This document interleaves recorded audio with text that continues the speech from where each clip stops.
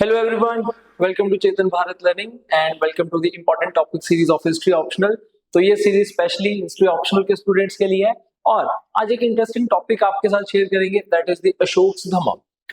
जितने भी आप लास्ट ईयर क्वेश्चन उठा के देखेंगे, प्रीवियस ईयर क्वेश्चन उठा के देखेंगे हिस्ट्री ऑप्शनल में, पेपर वन में आपके पास हर साल एक रिपीटेड क्वेश्चन आपको देखने को मिलेगा that is related to the अशोकधमा। अब इतना इंपॉर्टेंट टॉपिक क्यों है ये, व्हाट इज अशोकधमा और ऐसा कौन सी चीजें थी जिसकी वजह से अशोक को एक ऐसा कंसेप्ट लेकर आना पड़ा था दैट इज द अशोकधमा। बिकॉज अलग अलग हिस्टोरियंस के यहाँ पर अलग अलग इंटरप्रिटेशंस है, इसी वजह से ये सेम टॉपिक बार बार आपके एग्जाम में आपको देखने को मिलेगा। मोस्ट रिपीटेड क्वेश्चन हमारे पास अशोकधमा से रिलेटेड ही देखने को मिलेगा।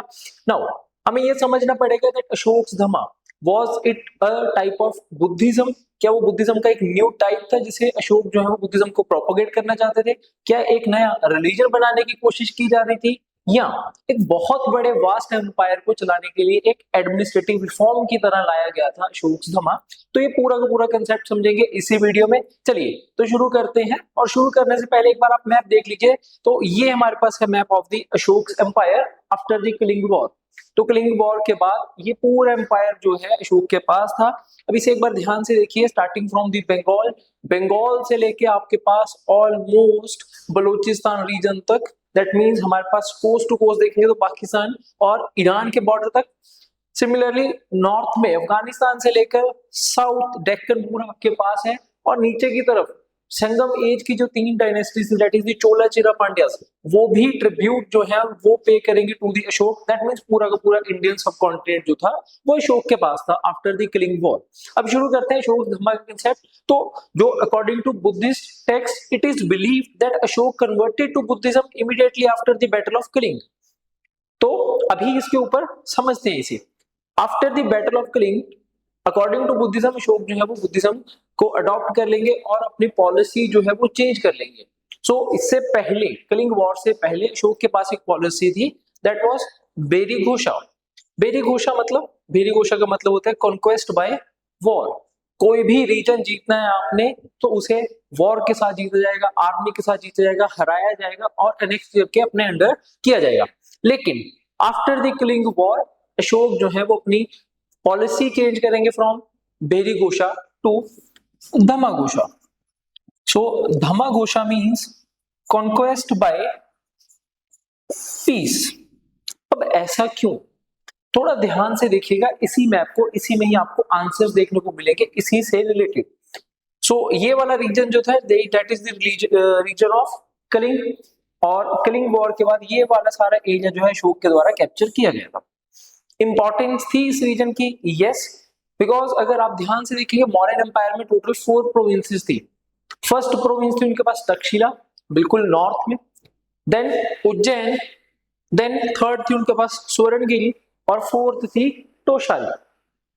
और अगर आप पाटलिपुत्र से किसी भी रिवोल्ट को सप्रेस करने की कोशिश करेंगे टुवर्ड्स द डेक्कन या साउथ इंडिया की तरफ, स्वर्णगिरी में कोई भी रिवोल्ट होंगे तो आपको कलिंग वाले रीजन को पूरा बाईपास कर जाना पड़ेगा। दैट मींस ज्यादा टाइम लगेगा आपको, और एक ही रीजन बचा था और वो रीजन भी अशोक के द्वारा कैप्चर किया गया। दैट मींस अब पूरा इंडियन सब कॉन्टिनेंट अशोक के अंडर आ चुका था, मौर्यन एम्पायर का पार्ट था। अब इस पूरे एम्पायर को ध्यान से देखिए तो इसमें आपको छोटे छोटे बहुत कल्चर देखने को मिलेंगे। कौन कौन से कल्चर्स हैं यहाँ पर? तो नॉर्थ वेस्ट में अफगानिस्तान साइड में देखिए, तो पहले वहां पर ईरानी इन्वेजन होंगी, नेक्स्ट ग्रीक इन्वेजन होंगी। दैट मींस हमारे जो नॉर्थ वेस्ट फ्रंटियर्स हैं, जो अफगानिस्तान साइड बॉर्डर है, वहां पर आपको ग्रीक कल्चर देखने को मिलेगा, ईरानियन कल्चर देखने को मिलेगा। उसी से ही आगे जाके एक्मेनियन आर्किटेक्चर भी होगा फॉर्म, और आगे जाके इवन पोस्ट मॉडर्न में आपको गंधारा स्कूल ऑफ आर्ट भी देखने को मिलेगा। उसमें भी हम डिस्कस करेंगे अबाउट द ग्रीक इन्फ्लुएंस। इस रीजन में, नॉर्थ वाले रीजन में एक अलग से लैंग्वेज जो है वो बोली जा रही है। दैट मींस यहाँ पर एक अरेमिक लैंग्वेज जो है वो बोली जा रही है, और इनकी स्क्रिप्ट भी अलग है, that is the Kharosthi script.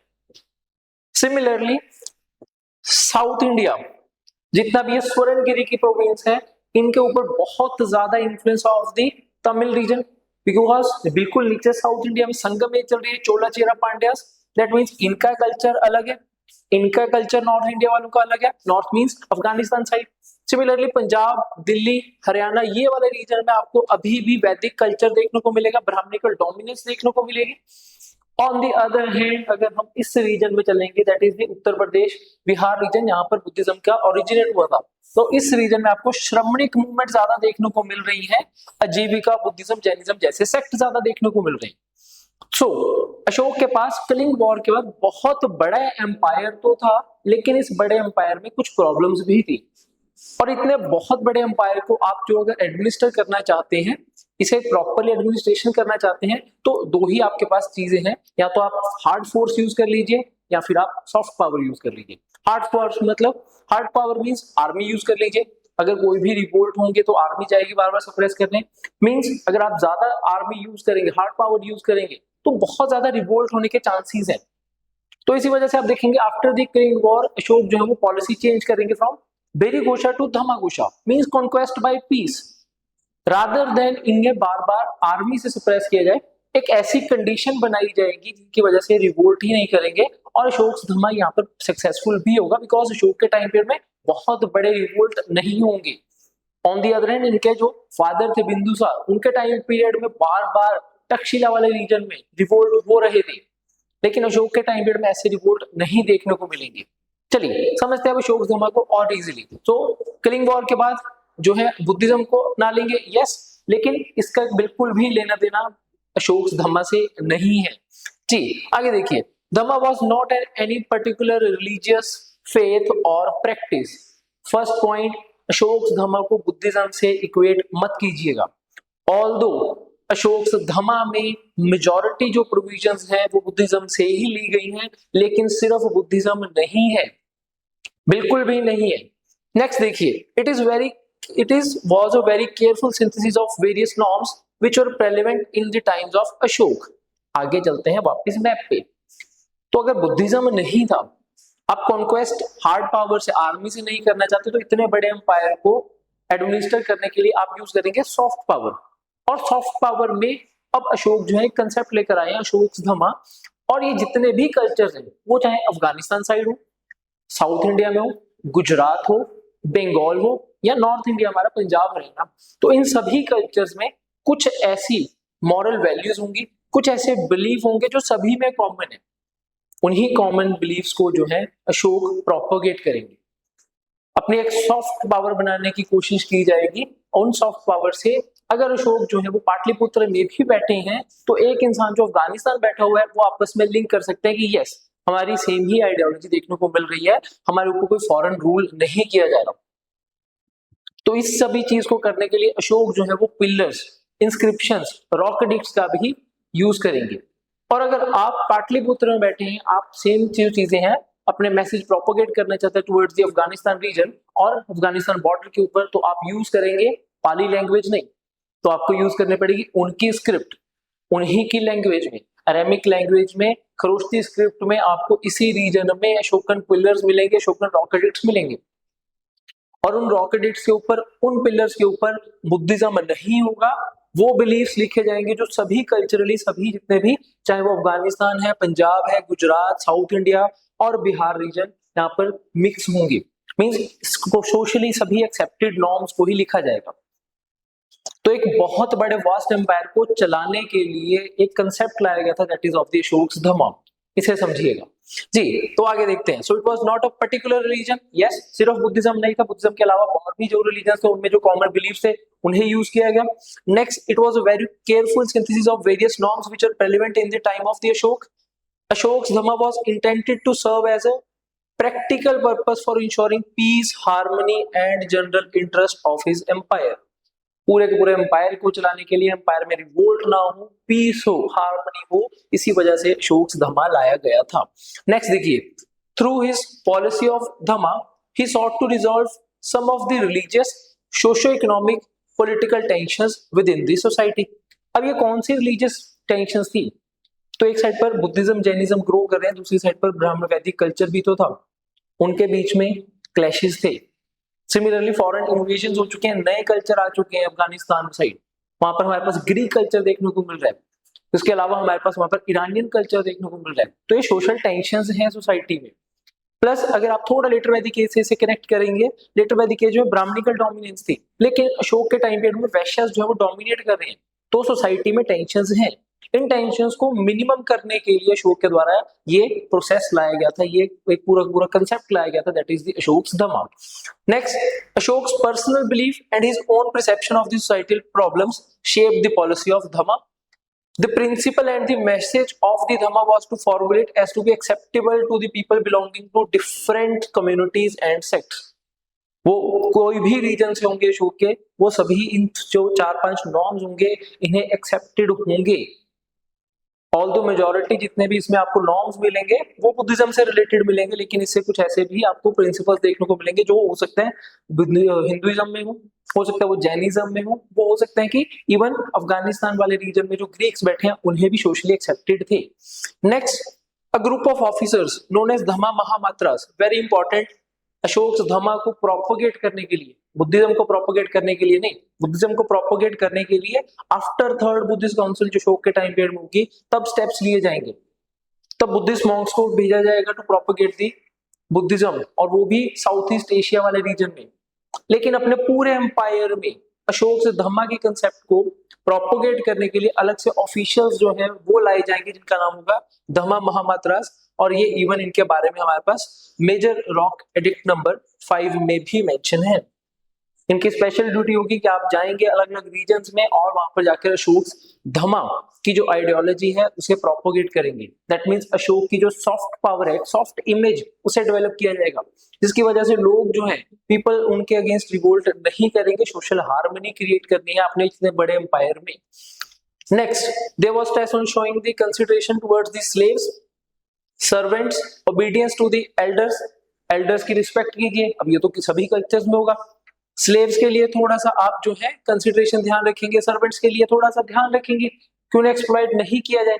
अब ये तो सारी चीजें जो है ह्यूमन नेचर में ही है, ऐसा तो नहीं है कि सिर्फ बुद्धिज्म में, हिंदुइज्म में, जैनिज्म में नहीं, ये सभी कल्चर्स में आपको कॉमन मिलेंगी। Generosity towards needy Brahmins and श्रमणास। अब नीडी ब्राह्मण्स वैदिक कल्चर, श्रमणास जितने भी हमारे अलग है बुद्धिज्म, जैनिज्म, श्रमणिक जितने भी हमारे पास वो सेक्ट मिल जाएंगे, आजीविका सेक्ट मिल जाएंगे, तो उनके लिए थोड़ा सा ध्यान रखना कि इनके अगेंस्ट कोई भी क्रुएलिटी ना की जाए। तो ऐसा तो बिल्कुल भी नहीं कि सिर्फ बुद्धिज्म में, यहाँ पर बातें अलग अलग सेक्ट की जा रही हैं, तो इसे छोटे फॉर्म में मत समझिएगा कि अशोक धम्मा एक छोटे से फॉर्म में बुद्धिज्म को प्रोपोगेट करने के लिए ही यूज किया गया, नो।